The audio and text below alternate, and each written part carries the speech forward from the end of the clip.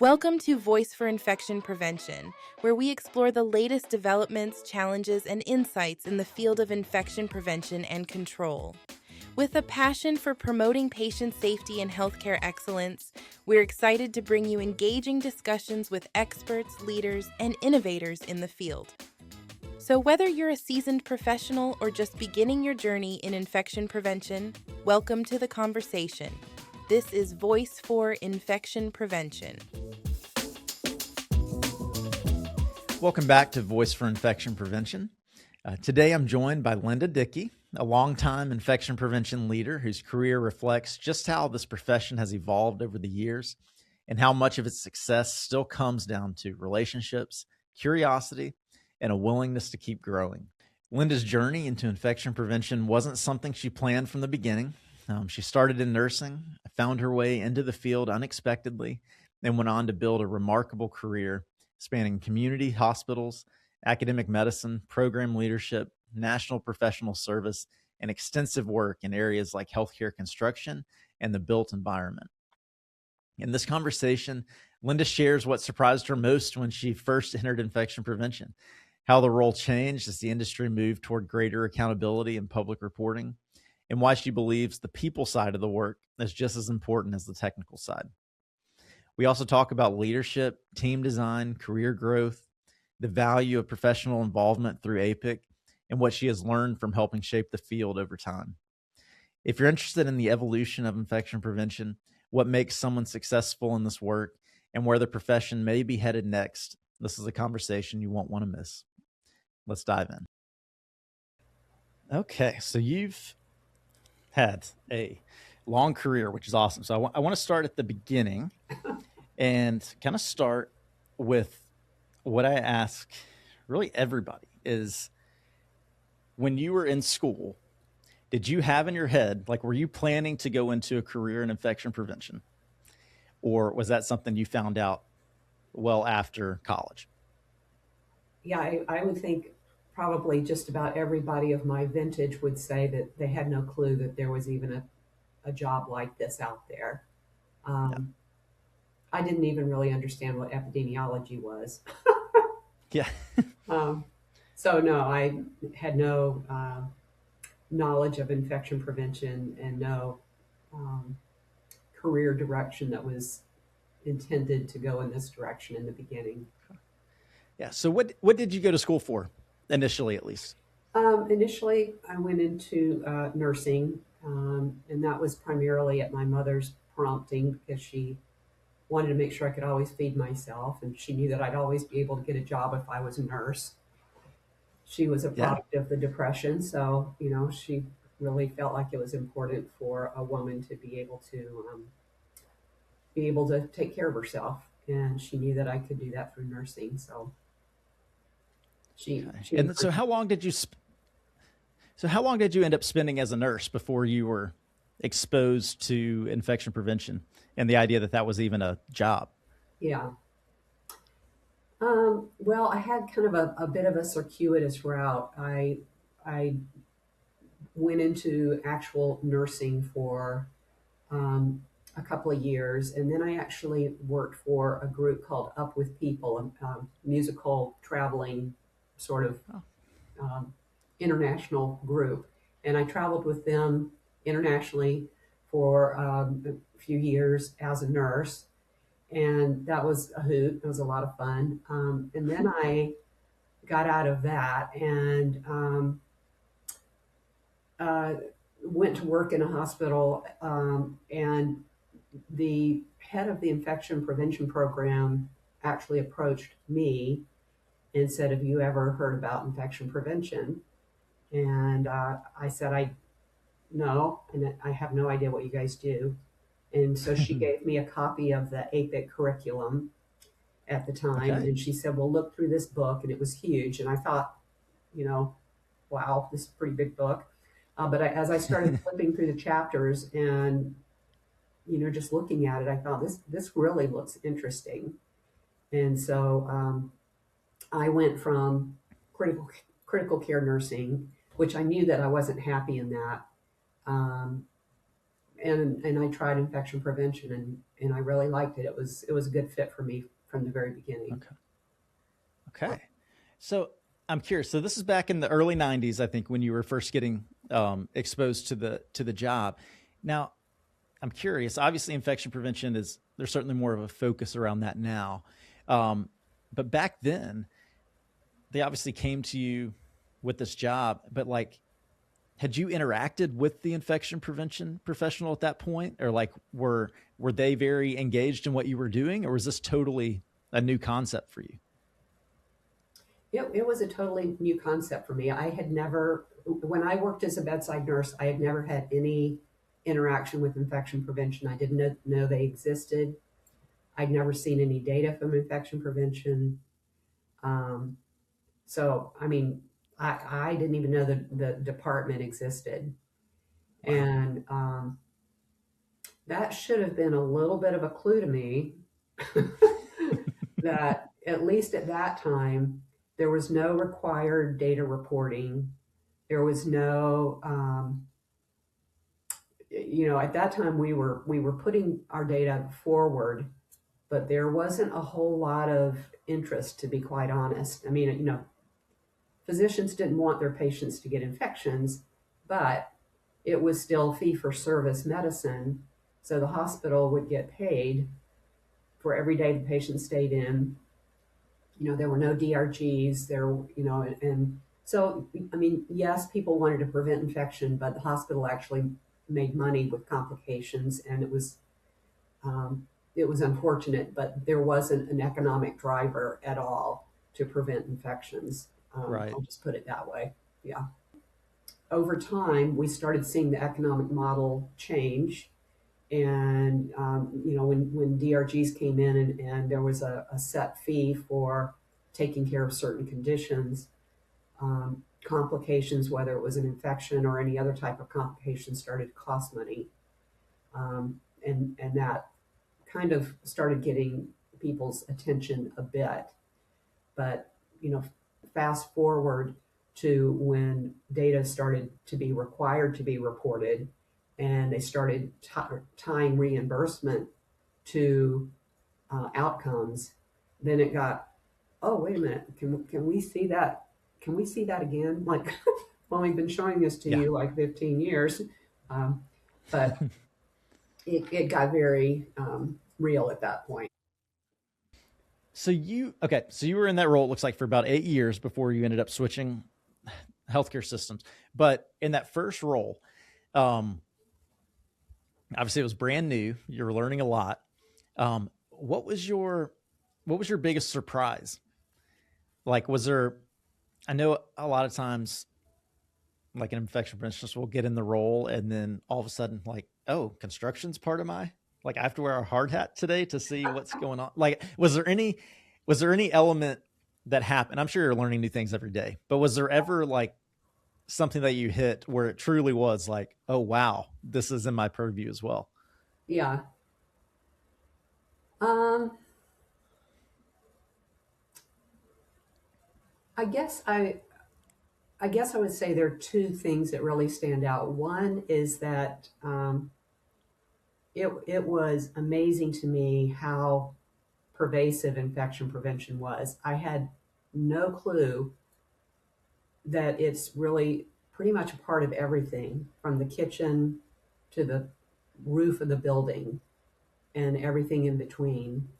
And on the employee side and the patient side and the visitor side, I mean, there are aspects of infection prevention, and I found that to be engaging for me. I enjoyed that. But I was just shocked that there's so many aspects of infection prevention that I wouldn't have even imagined. There was a surprise almost every day. So that was actually nice, but it also was surprising because I was always learning. The other thing I think that was a real major aha is that, and this is true for probably just about any job, but it's so true in infection prevention, is that it's truly a team sport, and you have to really build relationships, and you have to really be effective at um, understanding other people's pain points and building alliance. And because so many times infection prevention is not that person's first priority, they've got other bigger issues, and many times they're financial. So understanding the soft skills part and the people part of it, and how much of that was integral to being successful, not just the gathering data, putting it out there, making it understandable, all that part, kind of those nuts and bolts. But the really hard part of the job is the people part. Yeah. Now, when you were in that first role, was there a team of IPs that you were working with, or were you by yourself, or what was the makeup of your team? Yeah, my first IP role, there was a team, a large team. I was at a large community hospital that was a part of a small system at that time. Now it's part of an even bigger system. But that was great because I had an opportunity to learn not only from my director, but from the other team members. And so that was really helpful.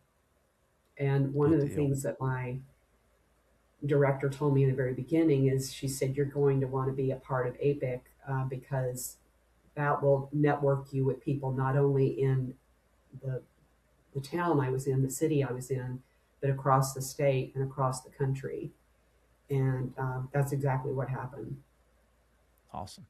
And then how long were you in that role before you felt like you were confident enough to, I guess, have answers, or instruct people on how to properly do things?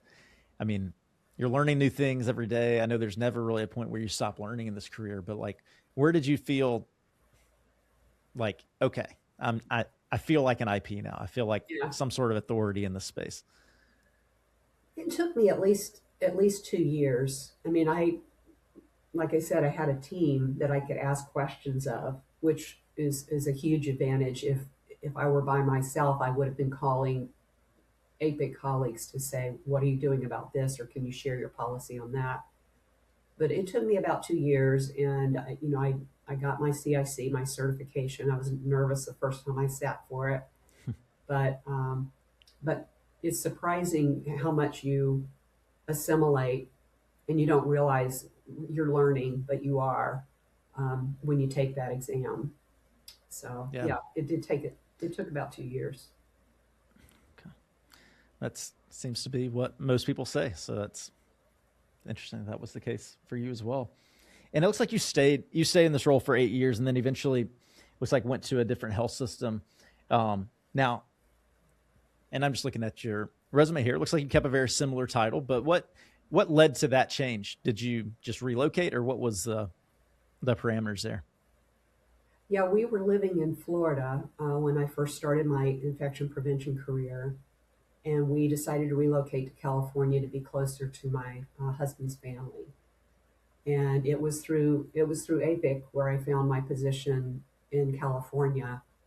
Um, just networking through people, and um, reached out and said, I'm looking for a position, and I'll be in this part of the state of California. And if you know anybody that's looking for someone. Yeah. And So then were you scooped up pretty quickly? I mean, were you able to find work, or did it take a minute no, it happened to pretty land that? quickly. I actually flew out to interview with 3 different organizations and got hired pretty quickly by one of those organizations. And so while my 2 children and my husband stayed in Florida to allow them to finish up school, I moved to California, got started, and yeah, it was pretty seamless.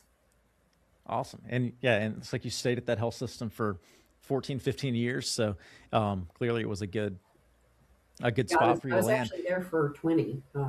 20 It was, years. Okay. There you go. yeah, it was a marvelous place to work, and very different culture from where I came from. I mean, not to say the culture where I was bad, but there had been quite a bit of evolution within, like I said, the milieu of healthcare, the economics, and there was a lot going on. But I also went from a community setting to a academic setting, and that was very stimulating. I enjoyed that. Yeah, and you've got a ton of publications and abstracts and different things that we'll get into towards the end. But I want to dig in and hear really how different of an experience it was for you, your first IP role versus a new health system. Obviously, you've gone from community hospital to a nonprofit academic teaching facility. So I want to know how much different that really is. You've also moved across the country. California is known for having more regulations and infection prevention in particular. So I'm curious, like, was it tougher for you? Did you have more support when you got to California, so it wasn't a big deal? But I want to hear just really how different was it? Was it a big learning curve, or was it similar enough to where you didn't miss a beat? Yeah.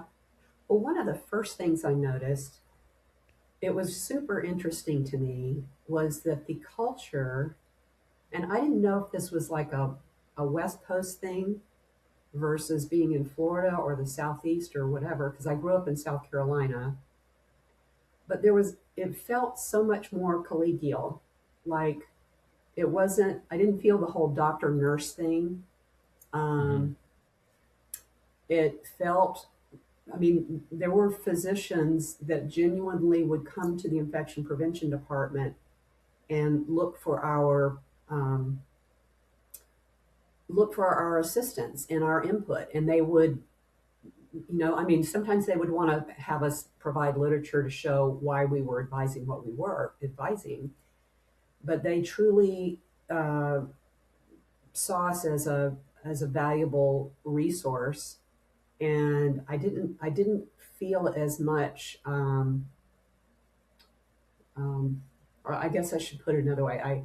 I truly felt like I was uniquely valued for my expertise.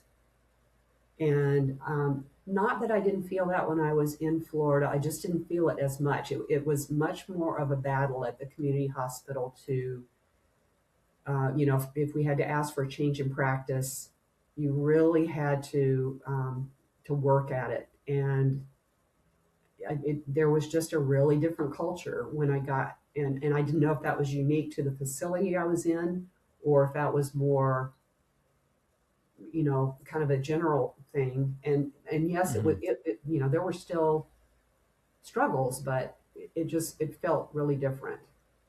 Yeah. Yeah. And I'm curious too on the team that you were with, both in Florida and then also when you got to California. Historically, as we know, this position's kind of been reserved for nurses. That's been changing. There's a lot of different backgrounds that now are involved in infection prevention, and there's very strong opinions when it comes to who can do the role and who can't, which is always a fun thing to get into. But I'm curious, at that time in Florida, was it all nurses at the time? And then when you got to California, was your IP team all nurses like yourself, or were there other backgrounds at that point? Yeah, we did have all nurses when I was in Florida. And initially, when I did get to California, it was all nurses, but that changed pretty quickly. I had a marvelous colleague who worked at a children's hospital that wasn't affiliated with our hospital, but we shared patients a lot, and she had a laboratory background. We ended up hiring someone who had a public health background. And as I grew in my career and met people across the country, I met colleagues who weren't nurses, who were phenomenal IPs. And it became very clear to me that you could learn the procedural parts, or the medical parts in a medical record or whatever.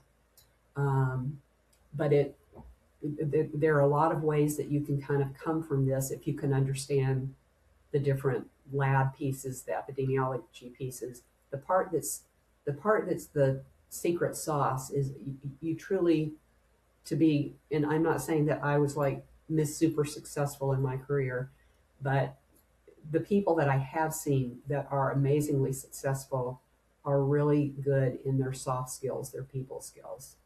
Whether that's, Mhm. physicians I've worked with, infection preventionists, um, that's the part that's not always the easiest, but it will be icing on the cake. Yeah, and from what I've talked to a lot of just leaders in the space, and I think they would attest to the same thing. And it feels like infection prevention, in particular, there's so much to learn that often the soft skills part of it and the people management is the part that doesn't get a whole lot of attention when it comes to really learning that aspect of it and kind of growing in that thing. So it's interesting that you're pointing out as it being so Yeah. critical. I mean, there's so much of the job that is like sales, like because you're having to get across an idea of value when someone else has other priorities of what they see for value, and trying to build a similar shared model of why something's important is sort of the meat of the job. From your background, obviously you're come from critical care nursing and you did it. Where, as you're kind of, I mean, at this point, you've been in infection prevention for 10, 10, 20 years as a kind of staff IP. Where was your biggest learning curve? I mean, where did you struggle to really, like, was there any area of infection where it just took a concerted effort to really learn versus maybe something that came natural or something that just because of your background came a little easier? Yeah.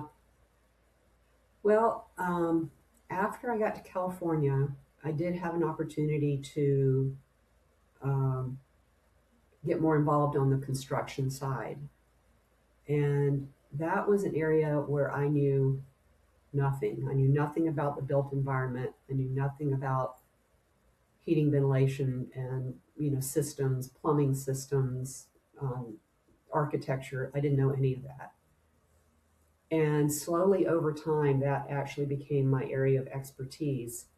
Um, but boy, talk about something that is, it's an intersection between our world and another world that is deep and wide.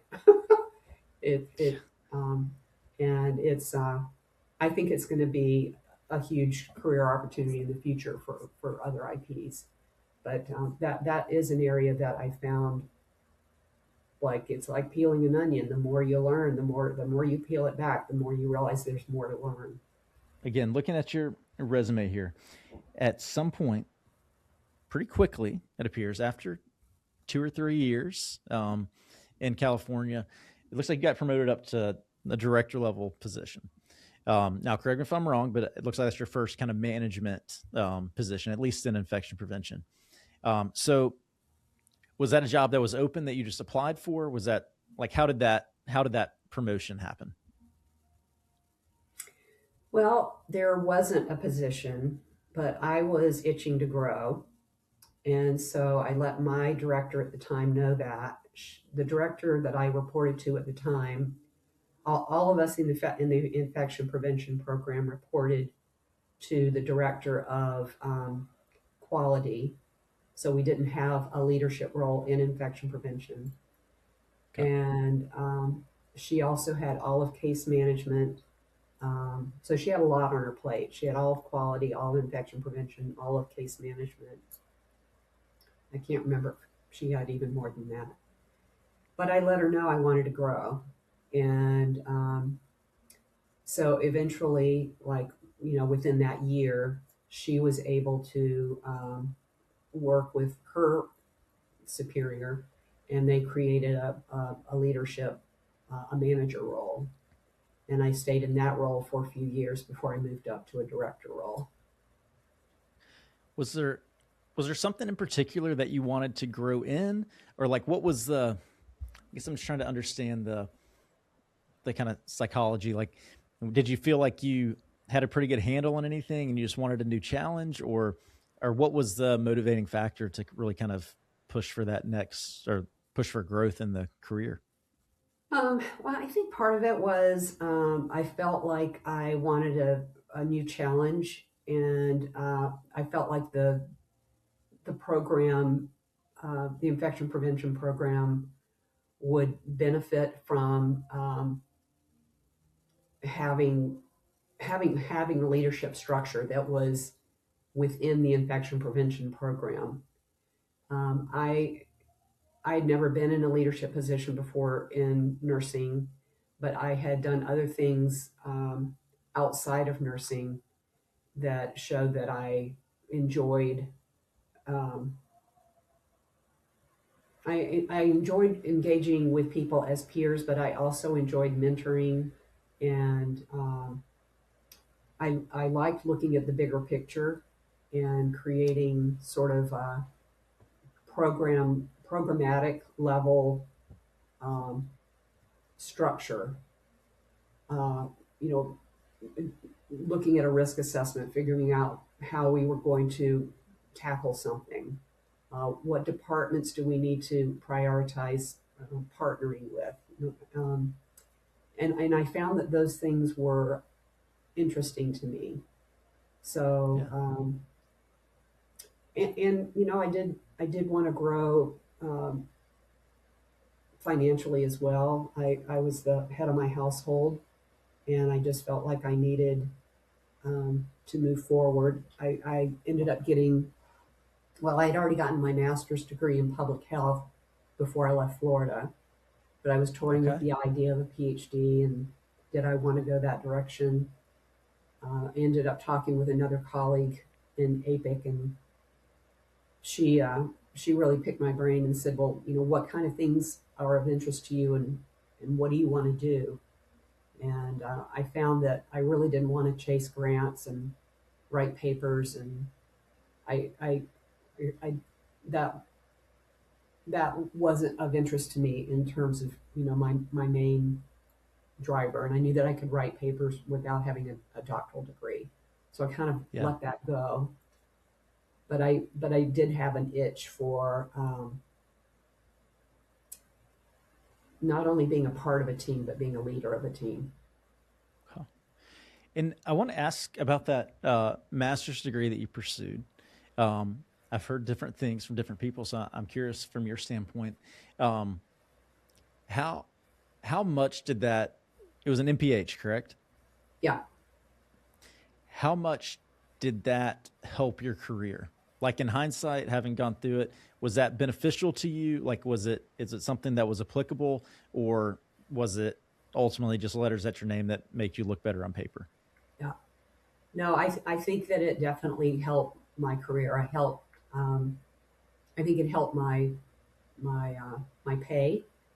I think it helped in terms of helped me learn to you know, the things that I actually learned in that program were very applicable to like reading literature, writing papers, just how to actually do an epidemiologic study.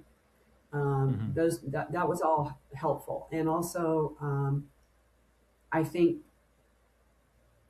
I think when they were looking for a leader, a new leader to put into the infection prevention leadership role at the organization where I was, it helped that I had a higher um, academic degree. Yeah, for sure. So you get this promotion, you get a new title, first time director of infection prevention at the facility. You're now, I imagine the other IPs on staff are reporting to you. Was it a direct reporting structure? Okay, Yeah. so you've had have those people now. So how different was a management level position, and was there anything that you no longer had to do or no longer doing that you uh, I don't know, maybe you missed, or maybe was just unexpected, or I guess how big of a change was that?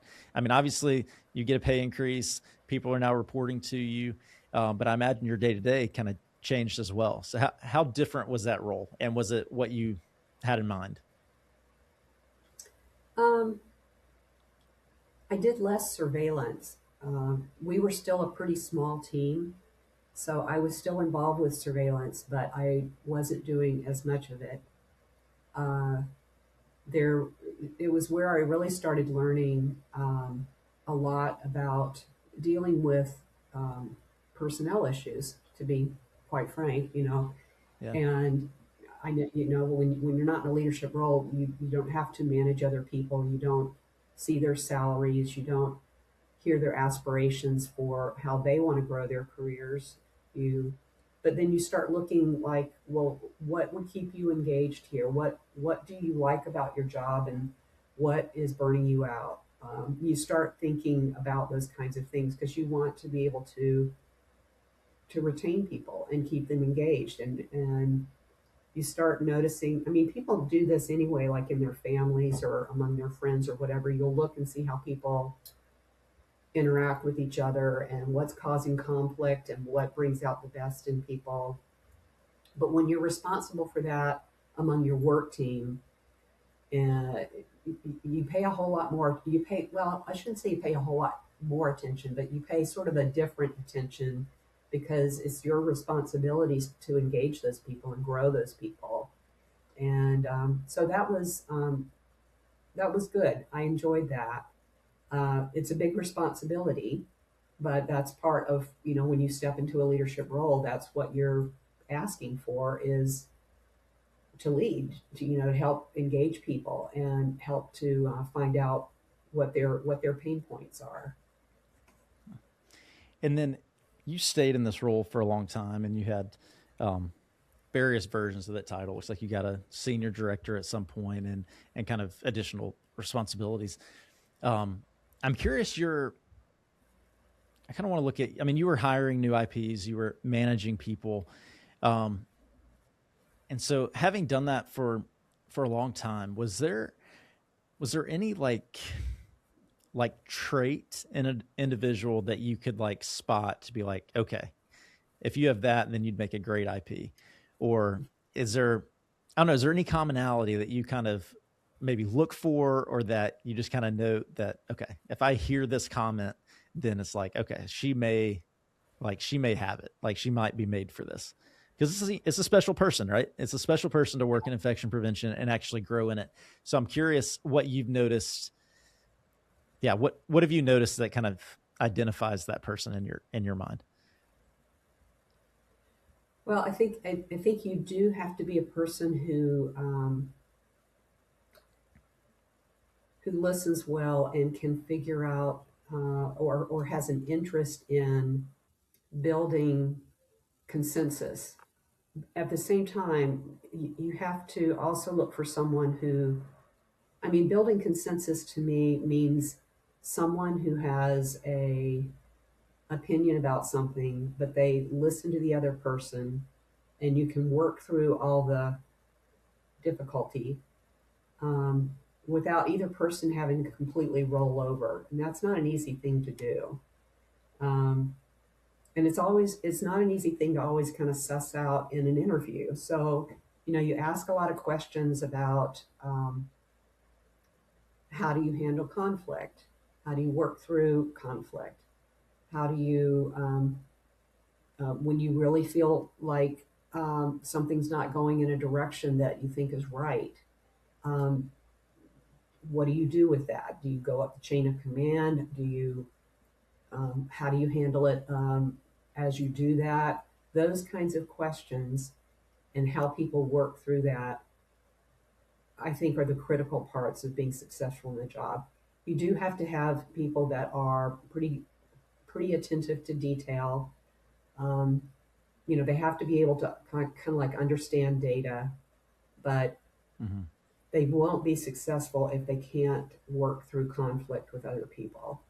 How large of a team did you end up managing here at its height? Yeah, I think, well, so when I left my organization in California, I was actually over all of the quality department and the infection prevention department, Okay. and I did not have a manager on the infection prevention side. So I pretty much was still managing and directing that program. Um, Eventually, they did put in more structure, but on the quality side, I had a manager. So probably I would I can't remember for sure, but I probably had at least 12 direct reports at a certain point in time. But underneath those 12 reports, there were more people in my department. Gotcha. Okay. Now, looking specifically at the infection prevention part of your job, maybe you can speak to the team that you had, but I kind of want to be a little bit theoretical here. Like if somebody were to hand you a brand new hospital and told you to put together a team of, I don't know, five infection preventionists, what would be the makeup of your like ideal team? Like what backgrounds would they come from? Like, would you want 5 critical care nurses that have that are interested in this, or yeah, I'll let you answer. What would be an ideal team setup if you could do it? Yeah.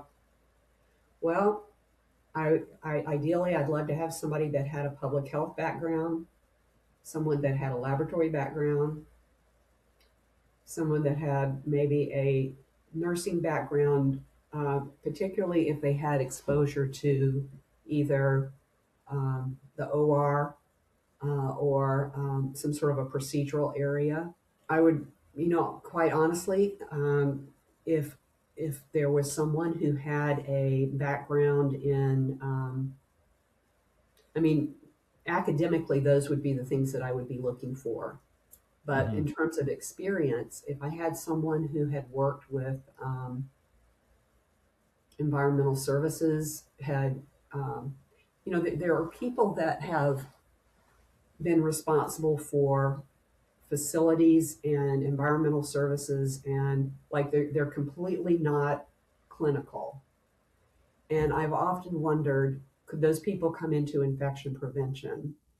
I think they could. I think they could learn infection prevention. But honestly, my experience has been the people that fit most easily are either people that are in public health, a micro background, or a laboratory type of background, or nursing. That's just what I've seen. Yeah. Cool. And it sounds like in an ideal world, you would want a mix of backgrounds working together versus everybody, nurse or everybody from the lab, or I've also seen people who have like a health administration or that type of background, but I feel like there's quite a learning curve, because I do think that it's possible, but you still have a lot of the epi to learn, the actual clinical pieces to learn. So but I've seen a variety of backgrounds come into our field, and it's been amazing to see how the melding, the different backgrounds actually, to me, work very nicely, as opposed to having everybody be from public health or everybody be a nurse. Yeah. Now, and we've kind of talked through your career as an IP. You were involved with a lot of additional kind of, I call it like extracurricular stuff. You're very involved with APIC as one thing. And so I want to give you time to speak on that. Like you mentioned, that was one of the first recommendations that you had was get involved locally at APIC, and you obviously networked there and met a lot of people, but clearly you saw a very big benefit of that because you stayed very involved. I mean, up until, you still are. So I just want to hear kind of what your motivation was to get more involved with APIC and kind of do things. And then also just talk through and tell us kind of what you ended up doing within APIC. Yeah. Well, in the beginning, like I had mentioned, my first supervisor said, you're going to want to be a part of APIC because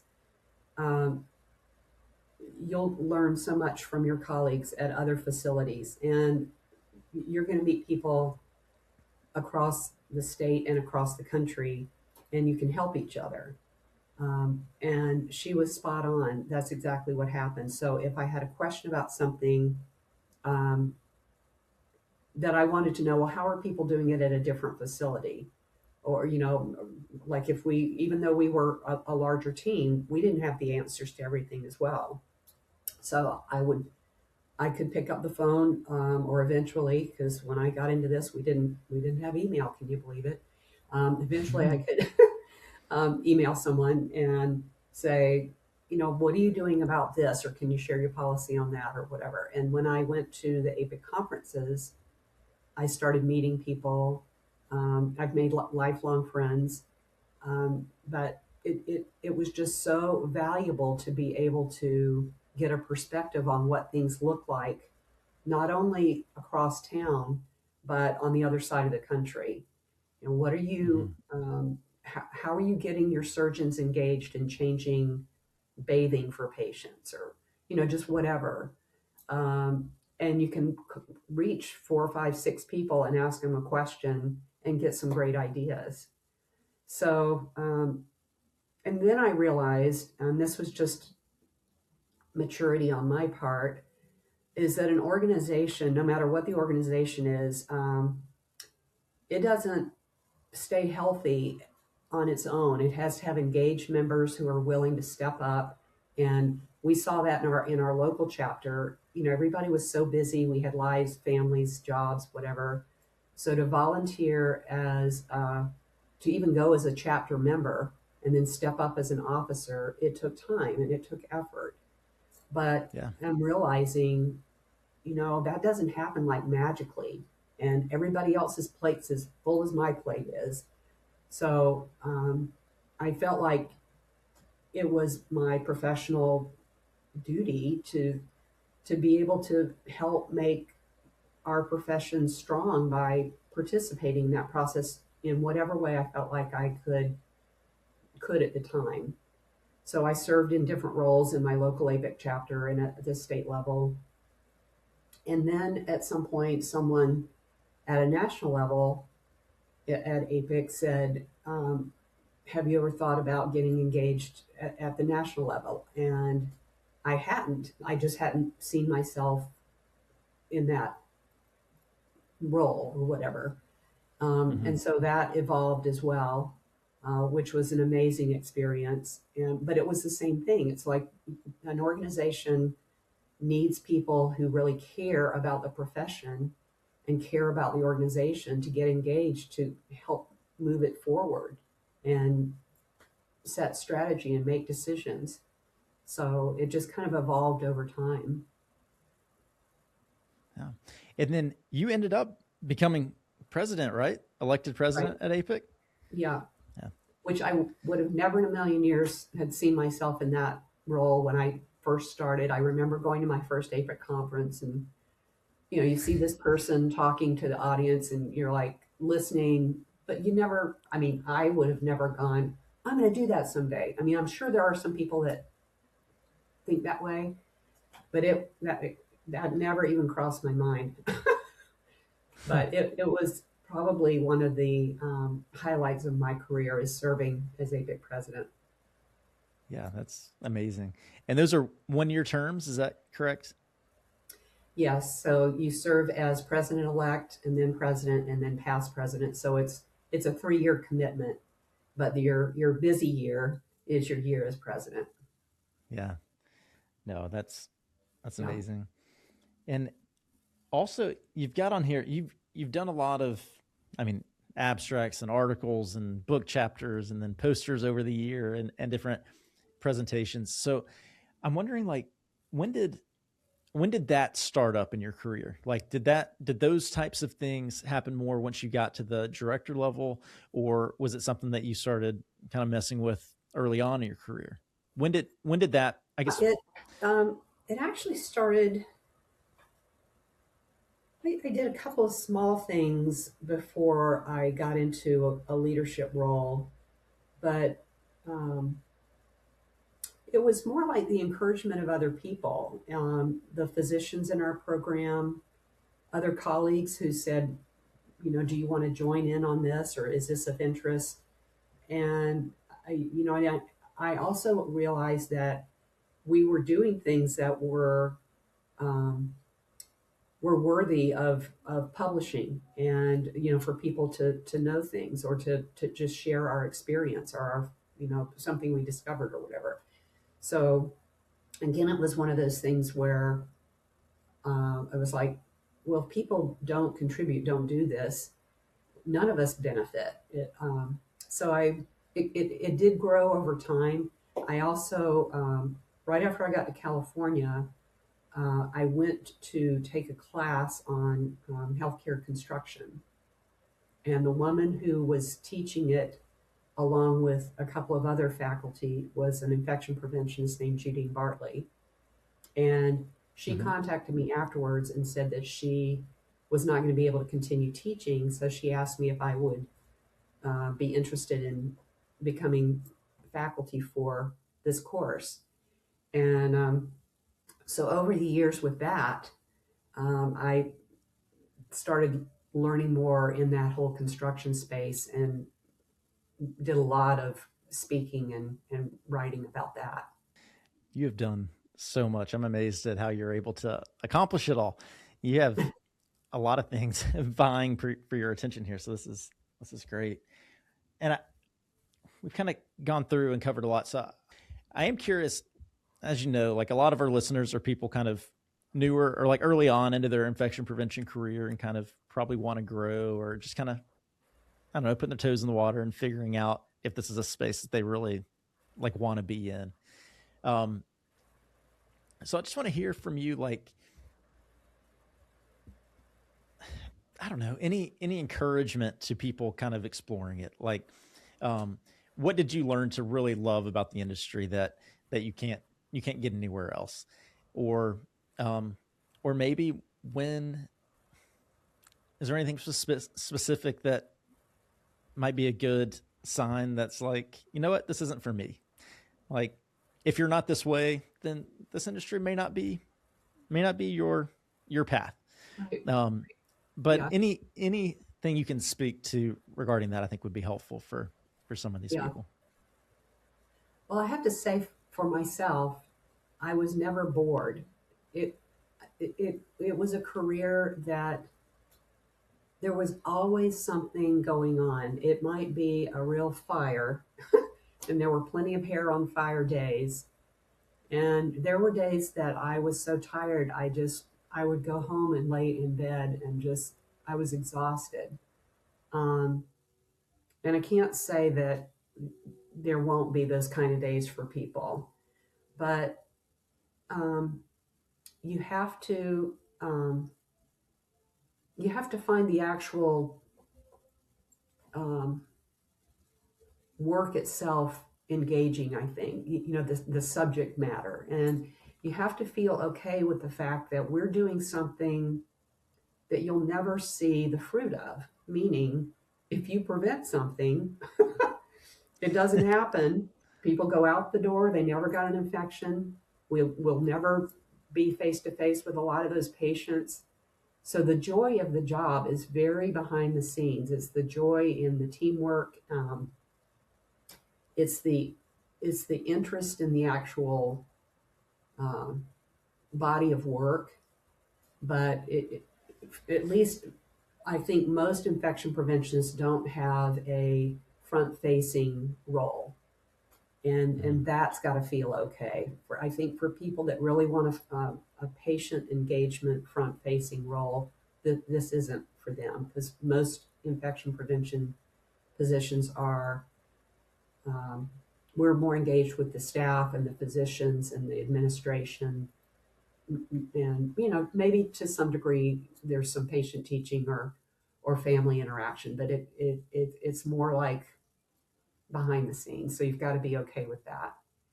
I just always, for me, found that I was always learning, and I loved that. I never got bored. The industry as a whole, you've done this for a long time. You've seen changes in the industry and the healthcare in general. I'm curious your thoughts on kind of where we're at now as a infection prevention industry.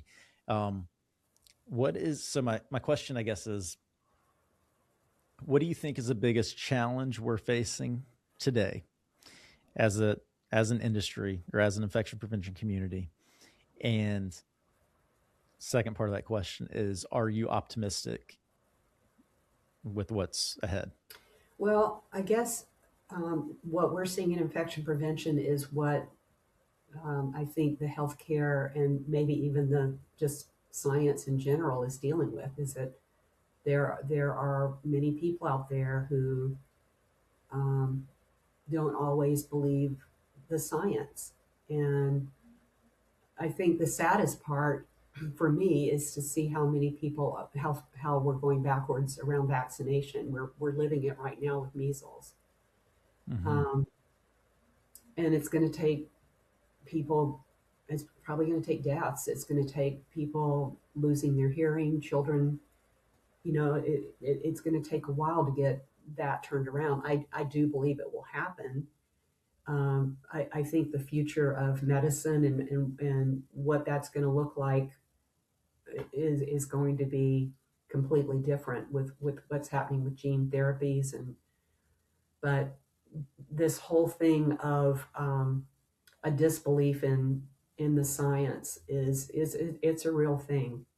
And again, it comes back to building relationships, building trust. And Mm-hmm. it's even like with your neighbor, with people in your church, with people in your family that might not really think hand washing's all that important, or might not really, believe in some of the things that we know to be true in terms of, basic infection prevention. But I can't underscore the importance of just maintaining relationship to be able to hear and to be heard. Because if you can't keep that connection, you're never going to be able to be successful, no matter if it's a friendship or a professional job. And then, out of curiosity, obviously when COVID came through, there was all sorts of attention on infection prevention programs, and there was more money being pushed towards it, and there were things, and it feels like as that storm's kind of calmed, it seems like the attention's kind of taken away, and you're seeing some funding go away, and you're seeing these things. And you bring up a very strong point. I mean, we're dealing with just confusion and flat out denying of science in a lot of areas. Do you think ultimately this is going to shine another spotlight on infection prevention and make this team just more visible? I do think that, it has been, as long as I've been in the profession, that's been a struggle. But I do think the profession has come a long way, and I think it will continue to grow in stature and in expertise. I think what we're going through now with the loss of grant funding and some of the things we're seeing for the NIH and the CDC, it's very painful.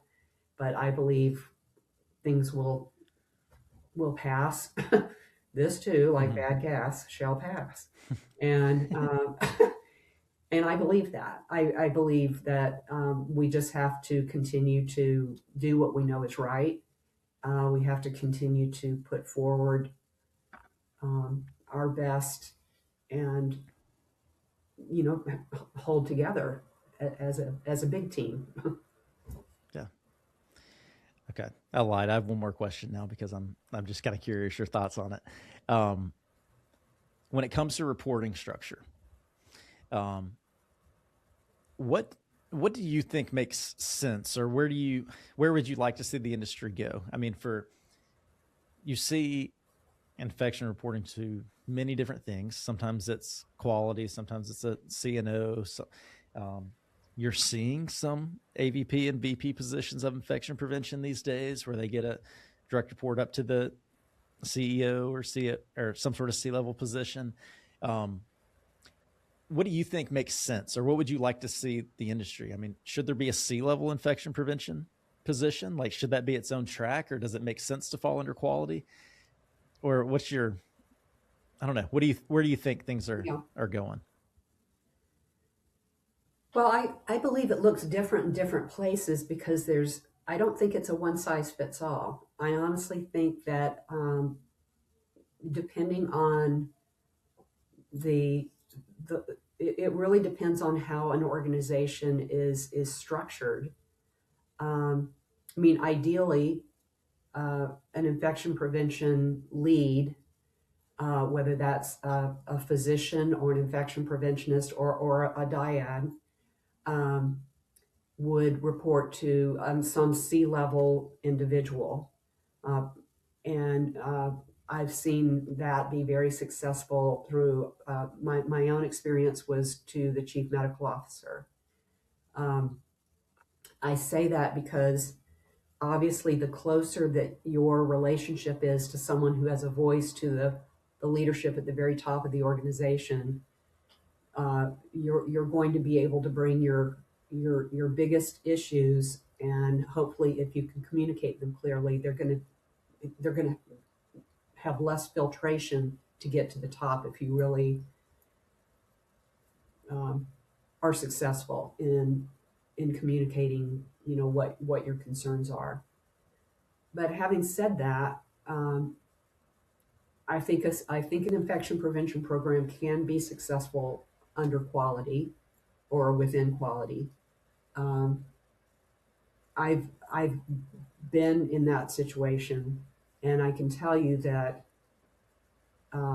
it's easier to learn quality than it is infection prevention, because quality is very similar. We gather data, we make improvements. It's a very similar process, but there is so much nuance and there's so much breadth to infection prevention that it can be its own deal by itself.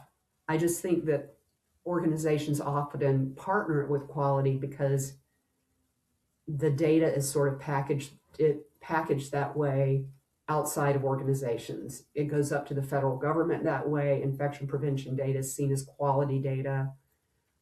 So I think it logically falls in that umbrella for a lot of people.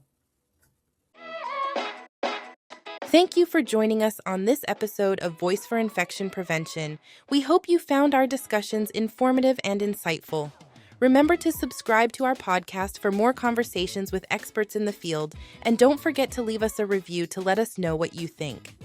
For additional resources and to stay updated on the latest news in infection prevention, visit our website at voiceforip.com. Thank you again for listening. Until next time, stay safe and continue your commitment to excellence in infection prevention.